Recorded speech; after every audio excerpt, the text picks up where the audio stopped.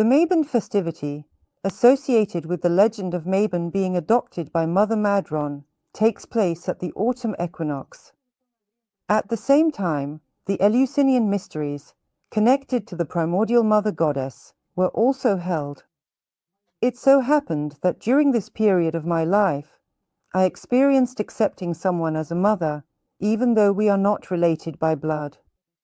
Could you please comment on what is happening in this case from a magical perspective? From a magical perspective, what is happening is a trial. A trial, first and foremost, for the one who receives maternal protection, for the one whom you adopt. The legend itself about Mabon and the search for Mabon actually describes the stages of magical transformation.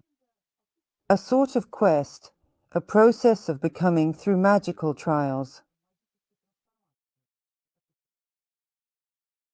And usually, it is the mother who oversees these trials. She leads him not only between her skirts, that is, between her legs, yes, there was such a symbolic initiation, adoption, in the northern tradition was like this. But also through the forest, fire, through flowing water, in other words, the mother meticulously leads the initiate through all these elements. On the one hand, she cleanses him of old ties. And on the other hand, she tests him, trying to determine his place in her bosom, her land. When you take part in such a sacred celebration, making such a serious decision, you are essentially taking on the role of this mother. An important task of the mother is to give the child the right place. This is the law of the mother. Every person born must have a place, both on earth and in society. The mother, above all, observes the child and tries to develop qualities that will help find their place. The mother does this, not the father. She teaches the child language, for the child speaks the language the mother used with them. And they think in that very language, not in any other. The mother teaches them culture, the basics of life, and explains what this life is about. The father sometimes makes targeted corrections. And by tradition, this is always up to the age of 7. It is entirely the mother's prerogative. And only after the age of 7 would a boy move into the men's house.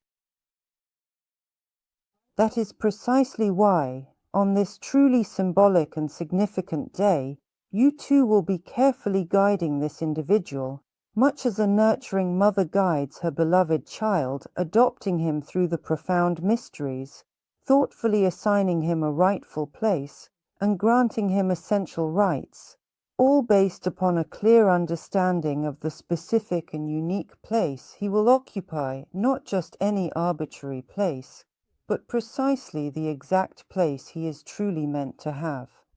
That is why, perhaps, your crucial task will be to carefully observe this place, to truly see his inherent abilities, his unique talents, his deepest desires, his most secret passions, and his underlying vulnerabilities, acting here as a dedicated priest of the earth, as a wise druid who thoughtfully places Jisa upon a king, or upon a valiant warrior, knowing that fulfilling these specific Jisa is absolutely necessary for him to effectively overcome his vulnerabilities and develop the strong, resilient traits of his character.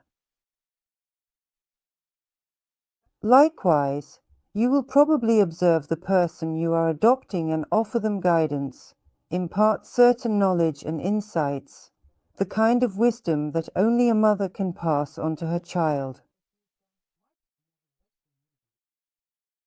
So, for now, that's probably it.